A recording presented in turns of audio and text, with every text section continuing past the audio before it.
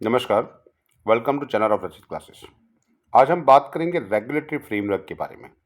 That is why to market need regulations. Market के अंदर regulations करना क्यों ज़रूरी है। तो बात करते हैं स्टॉक मार्केट के लिए। यहाँ पे जो स्टॉक मार्केट इन्वॉल्व्स मनी, पैसों की बात चल रही है यहाँ पे। It become that is prone said to unfair practices driven by the greed and fear. Okay, ये बहुत सारे लोग होते हैं कि जो अनफेयर प्रैक्टिसेस भी करते हैं, यानी कि पैसा चुराने का काम भी करते हैं, तो उसके ऊपर रेगुलेशंस रिक्वायर्ड है। सो विदाउट प्रॉपर रेगुलेशन सम पार्टिसिपेंट्स में मिसयूज देयर पोजीशंस। कई कबार क्या होता है कि जो उसमें पार्टिसिपेट करने वाले लोग होते हैं उसका मिसयूज कर सकते हैं एंड मैनिपुलेट द मार्केट, और मार्केट को भी मैनिपुलेट कर सकते हैं। That is the putting the others and special in the small investors, खास करके छोटे लोगों को। Okay, for example, the large investors with the substantial financial resources could try to manipulate the stock prices.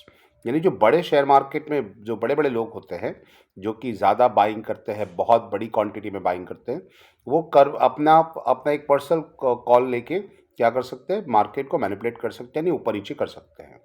So for the personal gain, यानी वो अपने gain के लिए पूरे मार्केट को अनफेयरली प्रेडिक्ट करेंगे। That is regulations are necessary to create the fair, transparent and the trustworthy market, यानी लोगों को उसके ऊपर विश्वास बना रहे। Okay, that is called trustworthy. Okay, transparent हो यानी कि सीधा सीधा उसके ऊपर दिखता हो, और फेयर, योग्य हो। इस तरह से आपका अकाउंट होना चाहिए, यानी कि इस तरह से मार्केट होना चाहिए।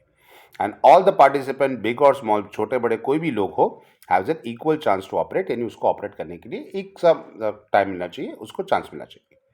अच्छा, बात करते हैं रोल ऑफ सेबी की। सेबी किस तरह से काम करता है।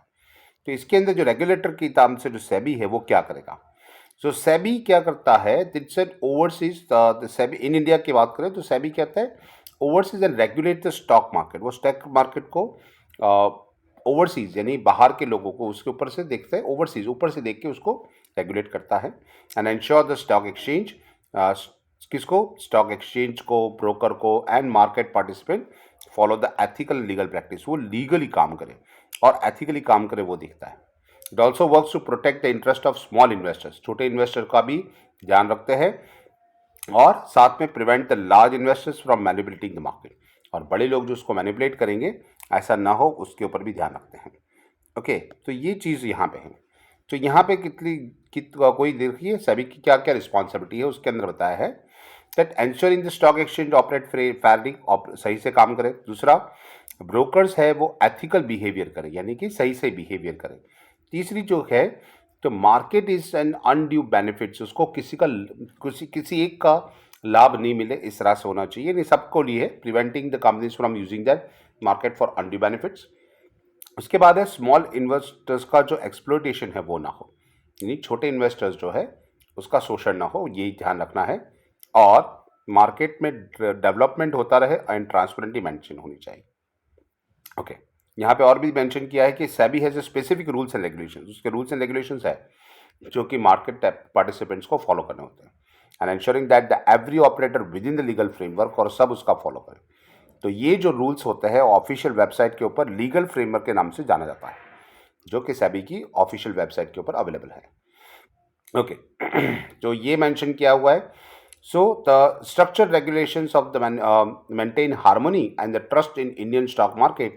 उसके लिए क्या करते हैं, market ensuring the long term growth and stability, तभी मार्केट को लॉन्ग टर्म ग्रोथ या स्टेबिलिटी मिलती है। अच्छा, क्या है उसके लिए, क्या क्या एंटिटी और क्या क्या काम करती है। फर्स्ट है क्रेडिट रेटिंग एजेंसी है सीआरए, जिसकी यहाँ पे एग्जाम्पल नाम दे रखी है। कौन सी क्रेडिट रेटिंग है, तो एक होता है क्रिसिल, आईसीआरए एंड कैप। क्या काम करते हैं, there is an credit worthiness of the operate and government. Okay, ये क्या करते हैं, credit worthiness of the operates, किस तरह कोऑपरेट गवर्नमेंट को क्या करते हैं, क्रेडिट, यानी उसकी क्रेडिट वर्थिनेस चेक करते हैं। किस तरह से, यहाँ लिखा हुआ है इन द सिंपल वर्ड्स के कि it's corporate the government entity to want to avail loans, debt financing. The CRA is a check the credit worthiness and assigning the rating on the basis of the entity can decide the extent of the loan or not. जिसे हम simple language के अंदर हम जो किसे कहते हैं जो कि हमारा क्या होता है, क्रेडिट स्कोर होता है ना, जो क्रेडिट स्कोर अलग अलग कंपनीज हमें बताती हैं, तो वो जो क्रेडिट स्कोर होता है वो किसके बिहाफ पे होता है, तो वो क्रिसिल डिसाइड करता है। आपका क्रेडिट के हिसाब से आपकी क्रेडिट स्कोर होता है, यानी गुड होगा, फेयर होगा, बैड होगा, ओके, तो उसके हिसाब से आपको रेटिंग मिली जाएगी। तो ये काम करता है, पहली एजेंसी है। दूसरी जो होता है, डिबेंचर ट्रस्टी होते हैं। Debenture trustee, almost all the banks of India, सारी बैंक्स ये काम करती है। और वो क्या करती है, trustee as a corporate debenture, corporate debenture का ट्रस्टी की लिहाज से काम करती है। किस तरह से, कि जिसको लोन देना है, that is when the companies want to raise a loan, company को लोन चाहिए, they can issue the debenture against which they promise to pay the interest. यानी वो कंपनी को जब पैसा चाहिए तो पैसा किस तरह से लेगी वो यहाँ मेंशन किया है। Public can subscribe this debentures, public भी ये डिबेंचर ले सकती है। और the trustee ensuring that the debenture obligate is honoured, timely वो डिबेंचर के पैसे मिल जाए, उसका होता है। तो उसके बाद है डिपॉजिटरीज, जो इंडिया में एनएसडीएल और सीडीएसएल करके हैं। ये लोग क्या करते हैं, तो लिखा हुआ है safe keeping, reporting and settlement of the client securities. आप जो भी बाइंग सेलिंग करते हो, ये बाइंग सेलिंग को, यानी आपके जो अमाउंट है वो अमाउंट के अगेंस्ट में आपके जो शेयर्स देते हैं वो शेयर्स देता है, या फिर आपने शेयर्स बेच दिए, ओके, उसके सामने आपके पास जो अमाउंट मिलने चाहिए, जो पैसा मिलना चाहिए, तो ये आपके जो ये बाइंग की हो गई, और ये हो गया सेलिंग की, राइट। तो ये बाइंग सेलिंग जो होता है, ये बाइंग सेलिंग में काम करता है सीडीएसएल और एनएसडीएल, ओके।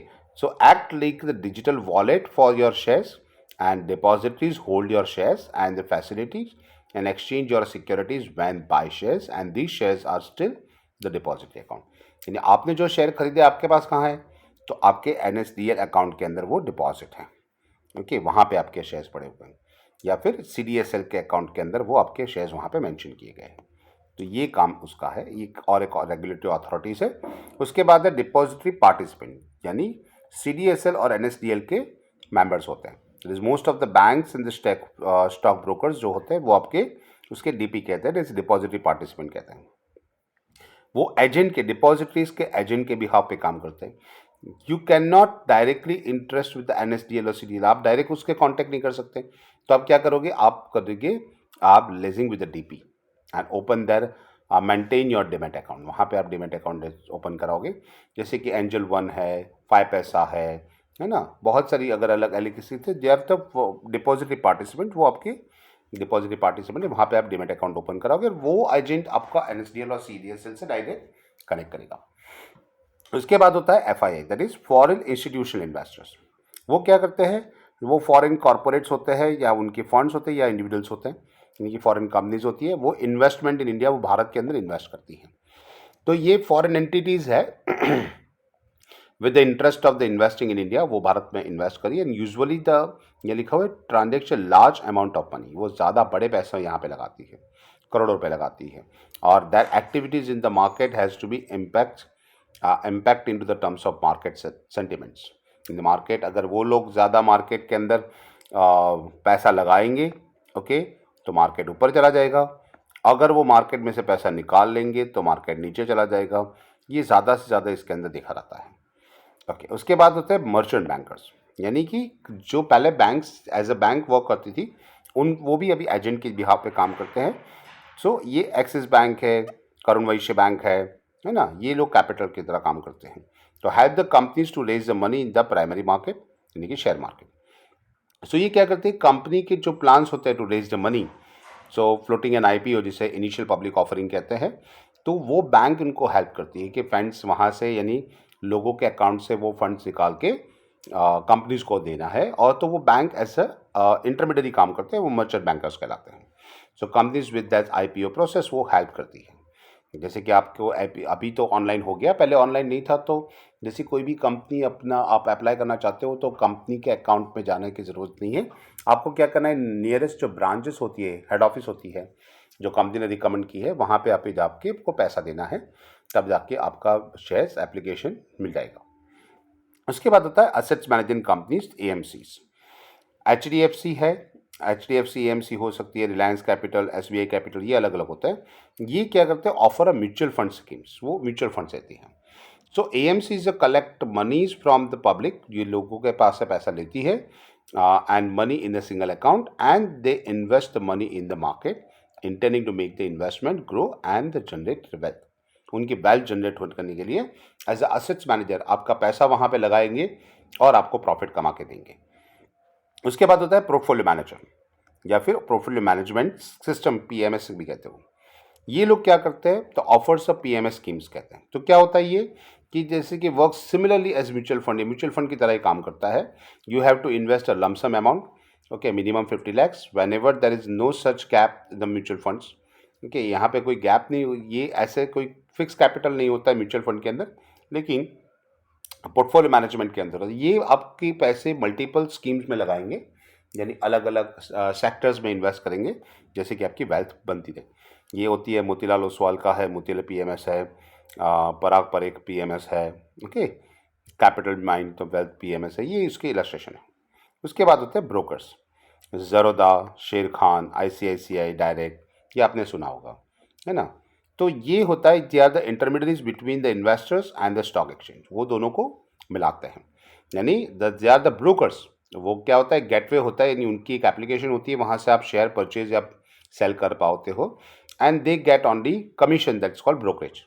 ओके, तो वो आपको इलेक्ट्रॉनिक असिस्ट करती है स्टॉक मार्केट के अंदर फैसिलिटिंग ट्रांसपोर्टेशन के लिए. अच्छा, इनका क्या काम क्या होता है, इसके की टेक अवेज क्या है. The stock market is a place of transaction in equities, वो इक्विटीज में काम करते हैं. Exist electronically and can be assist through the stock broker, आप इलेक्ट्रॉनिक भी कर सकते हो और स्टॉक ब्रोकर थ्रू भी कर सकते हो. Okay, many different market participant operating in the stock market, बहुत सारे है डिफरेंट पार्टिसिपेंट मार्केट में है जो यूज़ करते हैं. यहाँ पे एंटिटीज यहाँ पे operating the market has an regulated and can opt for the with in the framework of prescribed regulation, यानी सेबी जो बताता है एवरी एंटिटी, कोई भी कंपनी हो वो वही कंपनी के साथ सेबी के हिसाब अंदर काम करती है, उसके हिसाब से काम करती है. SEBI regulate the securities market, okay, and इसके लीगल फ्रेमवर्क जो है उसके हिसाब से वो काम करवाती है. और last most important, you need to remember that SEBI is aware what you are doing. आप जब भी खरीदते हो, जब भी मार्केट में कुछ भी बेचते हो, सेबी आपके ऊपर नज़र रखी हुई होती है, and they flag your down if you up and something the fishy in the market. लगता है उसको कि मार्केट के अंदर कुछ भी गड़बड़ हो रही है तो उसको प्लस माइनस कर सकता है, उसको मूवमेंट दे सकता है. अच्छा, ये होता है आपके पास सेबी के लिए सेबी का काम. अब बात करते हैं कि अंडरस्टैंडिंग ऑफ म्यूचुअल फंड्स क्या है और म्यूचुअल फंड किस तरह से काम करेंगे. Okay, what is mutual fund, हम नेक्स्ट लेक्चर के अंदर देखेंगे. So have a good day.